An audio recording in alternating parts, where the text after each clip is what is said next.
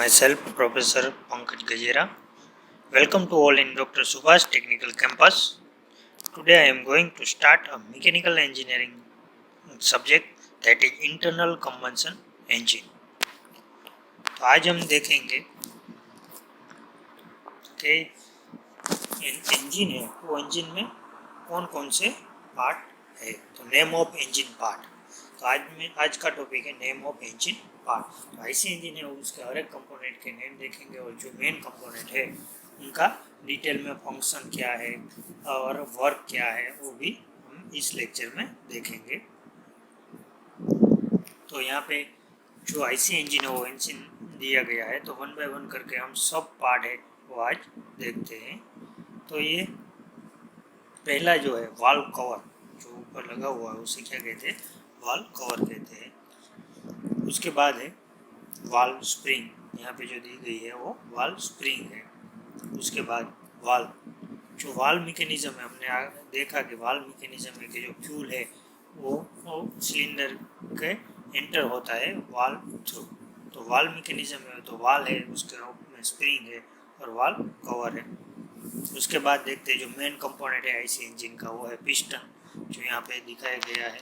Then after connecting rod, तो piston और crankshaft दोनों को कनेक्ट करने के लिए कनेक्टिंग रोड यहाँ पे दिखाया गया है, कनेक्टिंग रोड।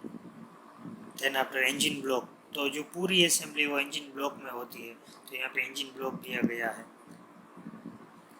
उसके बाद देखते हैं रोकर आर्म, जो वाल्व मैकेनिज्म है उसे ऑपरेट करने के लिए रोकर आर्म। उसके बाद पुश रोड, रोकर आर्म के साथ ही कनेक्ट होता है। उसके बाद piston pin, piston on connecting road और पिस्टन दोनों को जोड़ने के लिए पिस्टन पिन है, वो पिस्टन पिन दिखाई गई है। देन आफ्टर वाल्व टपेट, तो वाल्व टपेट है वो भी जो कैम फ्लोर मैकेनिज्म है उस वहाँ पे वाल्व टपेट यूज होता है। देन आफ्टर कैम शाफ्ट, जो कैम है जो वाल्व का टाइमिंग है वो सेट करता है कैम शाफ्ट के थ्रू। देन आफ्टर कनेक्टिंग रोड, तो कनेक्टिंग रोड यहाँ पे दिया गया है। देन आफ्टर, और जैसे भी कनेक्टिंग रोड में मैंने बोला कि पिस्टन और क्रैंकशाफ्ट को जोड़ने के लिए कनेक्टिंग रोड यूज होता है। पिस्टन की जो रेसिप्रोकेटिंग मोशन है उसे क्रैंकशाफ्ट की रोटरी मोशन में कनेक्टिंग रोड है कन्वर्ट करता है। उसके बाद मेन जनरल बेरिंग है। उसके बाद जो नीचे का है ऑयल स्पान है, जो जनरल बेरिंग है ऑयल स्पान में रहता है, पूरे इंजन को ऑयल स्पान के थ्रू ऑयल सप्लाई होता है।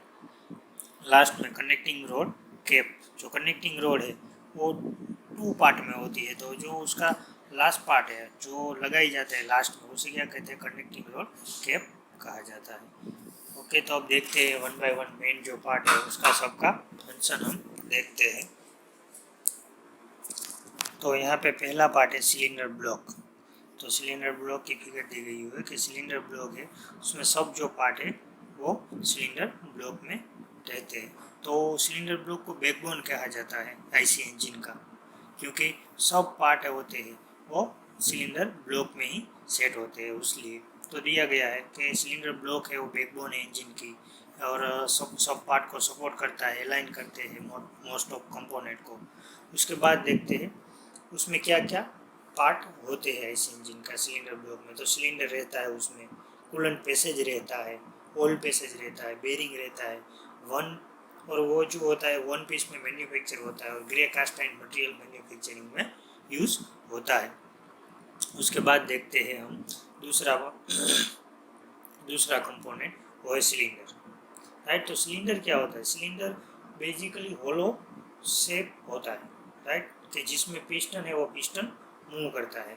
राइट, तो cylinder hole in with the piston reciprocate, cylinder एक होल है कि जिसमें पिस्टन रेसिप्रोकेट होता है। Maybe an block, liner, wet liner, dry liner. तो जो सिलेंडर होता है उसमें लाइनर पे फिट किए जाते हैं, वेट लाइनर होता है या ड्राई लाइनर होता है। और जो सिलेंडर बोर है उसे डायमीटर ऑफ बोर जो है उसे डायमीटर ऑफ सिलेंडर कहते हैं। तो सिलेंडर का जो डायमीटर है उसे बोर कहते हैं। उसके बाद देखते हैं मेन कंपोनेंट में सिलेंडर हेड। तो सिलेंडर हेड है जो वाल्व मैकेनिज्म है और जो सिलेंडर है उसका टॉप पोजीशन है, जो सिलेंडर की जो टॉप पोजीशन है उसे कंप्लीटली क्लोज करता है। तो seal of the top end of combustion chamber contain the valve and intake and exhaust port. तो टॉप पोजीशन में वो कंबंशन चेंबर है उसको क्लोज करता है, उसमें वाल्व और पोर्ट मैकेनिज्म है वो सिलेंडर हेड में रहती है, right. Head bolt and head gasket ensure air tight seal of the combustion chamber contain oil and coolant passage. तो हेड बोल्ट ने हेड गास्केट भी रहते हैं जो एयर टाइट सील के लिए प्रोवाइड किए जाते हैं। और ये भी कंपोनेंट है वन पीस कास्टिंग ऑफ में होता है, कास्टिंग के द्वारा मैन्युफैक्चरिंग होता है और आयन एलॉय उसमें यूज होता है। उसके बाद का पार्ट हम देखते हैं वाल्व ट्रेन। तो जो पूरी वाल्व ऑपरेटिंग मैकेनिज्म है वो वाल्व ट्रेन के द्वारा ही ओपन होती है, और फ्यूल है और फ्यूल इंटेक का सेट टाइमिंग है वो सेट वाल्व ट्रेन द्वारा ही होता है। तो वाल्व ट्रेन भी बहुत इंपॉर्टेंट पार्ट है। तो वाल्व ट्रेन हम देखते हैं कि जिसमें कैम के थ्रू जो वाल्व मैकेनिज्म है पूरी ऑपरेट होती है। तो वाल्व ट्रेन क्या करता है, control flow into and out of the combustion chamber. तो कंबंशन चेंबर में जो फ्यूल एंटर होता है और एग्जॉस्ट गैस बाहर निकलता है उसका पूरा फ्लो है वो सेट करता है। और टाइम एंड ड्यूरेशन, तो क्या टाइम में कौन सा फ्लो होने वाला है वो वाल्व ट्रेन है वो सेट करता है। उसके बाद हम देखते हैं कि ट्रैक्टर इंजन है उसमें ओवरहेड वाल्व कॉन्फ़िगरेशन का यूज होता है, राइट। तो वाल्व होता है वो ओवरहेड रहता है। देन आप कंपोनेंट देखते हैं वाल्व ट्रेन में। तो पहला है कैम शाफ्ट है, कैम शाफ्ट है, यहाँ पे कैम शाफ्ट दिया गया है। उसके बाद वाल्व टॉपेट है, ये वाल्व टॉपेट दिया गया है। उसके बाद पुश रोड है, ये पुश रोड है। उसके बाद वाल्व है, तो यहाँ पे वाल्व दिया गया है कि फ्यूल को इंटर और एग्जिस्ट करने के लिए। बाद में वाल्व स्प्रिंग है, ये स्प्रिंग दी गई हुई है, राइट। और वाल्व रोटेटर है, वाल्व सीट है। तो ये सारे कंपोनेंट है वो वाल्व ट्रेन के ही एक है, जिसके कारण इनलेट और एग्जॉस्ट पोर्ट है उसका टाइमिंग है वो अच्छे से सेट होता है। उसके बाद देखते हैं, उसके बाद का कंपोनेंट हम देखते हैं तो वो कैम शाफ्ट है। तो कैम शाफ्ट है वो जो क्रैंक शाफ्ट है उसको पैरेलली रोटेट होता है और वाल्व मैकेनिज्म है उसे रोटरी मोशन के थ्रू ऑपरेट करता है। तो कैम शाफ्ट है उसमें जनरली क्या है कि open the intake and exhaust valve at correct time and correct duration. वो क्या काम कौन काम करता है, वो camshaft driven by gear from crankshaft. तो क्रैंक शाफ्ट के साथ ही गियर लगा हुआ है उसे ही वो ऑपरेट होता है। और उसका रेशियो वेरी मोस्ट इंपॉर्टेंट, वो 2:1 है, 2:1 crankshaft of camshaft gear ratio. तो उनका रेशियो है। तो सपोज के क्रैंक शाफ्ट की स्पीड है 100 आरपीएम होगी तो कैम शाफ्ट की स्पीड 50 आरपीएम होगी। तो ऐसे रेशियो सेट किया गया होता है। यहाँ पे कैम प्रोफाइल भी दी गई है, नोज है, बेस सर्कल है कैम का और लिफ्ट है, राइट। और यहाँ पे कैम शाफ्ट दिया गया है जो कैम ऑपरेटेड होता है और जो वाल्व मैकेनिज्म ऑपरेट होती है उसका कैम शाफ्ट यहाँ पे दिया गया है। उसके बाद हम देखते हैं another component piston and ring. तो पिस्टन और उसके पेरिफेरल सर्कमफेरेंस में जो रिंग प्रोवाइड होती है वो उसके बारे में हम डिस्कस करते हैं। तो पिस्टन है, यहाँ पे दिया गया है होलो पिस्टन, और यहाँ पे रिंग भी साइड में दी गई है। पिस्टन है, ये पिस्टन है और ये रिंग है जिसमें कॉम्प्रेशन रिंग और ओल्ड रिंग है, दोनों रिंगों उसमें आती है, राइट। तो यहाँ पे piston from the movable bottom of the combustion chamber. तो कंबंशन चैम्बर में उसमें वो मूवेबल होती है। और पिस्टन होता है वो कौन से मटेरियल का बना हुआ है, तो क्या आयरन एलॉय और एल्यूमिनियम का पिस्टन है वो बना हुआ होता है। और रिंग 2 टाइप्स की रिंग होती है, compression ring and old ring. तो कॉम्प्रेशन रिंग है वो पहले टॉप पोजीशन साइड लगाई जाती है, वो ओल्ड रिंग है वो लोअर पोजीशन और क्रैंकशाफ्ट साइड लगाई जाती है। और ओल्ड रिंग है वो कास्ट आयरन की बनी हुई होती है। कॉम्प्रेशन रिंग है जो गैस है, जो इग्निशन के बाद जो गैस प्रोड्यूस होता है उसके अगेंस्ट में लीकेज है उसको प्रिवेंट करता है। और ऑयल रिंग है वो ऑयल को पान में से इंजन सिलेंडर में जाने से प्रिवेंट करता है। तो ये दोनों कंप्रेशन रिंग और ऑयल रिंग का दोनों का वर्क है। उसके बाद देखते हैं पिस्टन पिन, कनेक्टिंग रोड का स्मॉल एंड पिस्टन दोनों को कनेक्ट करने के लिए पिस्टन पिन का यूज होता है। उसके बाद देखते हैं कनेक्टिंग रोड। तो कनेक्टिंग रोड है उसमें स्मॉल एंड है, बिग एंड है, जो आई दिखाई गई है, केप है, राइट।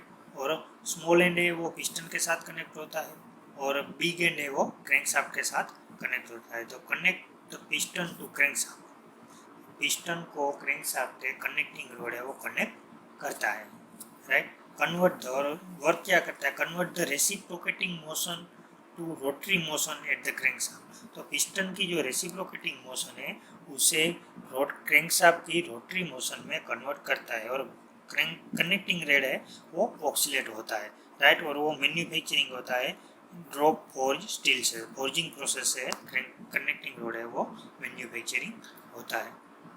उसके बाद देखते हैं हम अनदर पार्ट, क्रैंकशाफ्ट।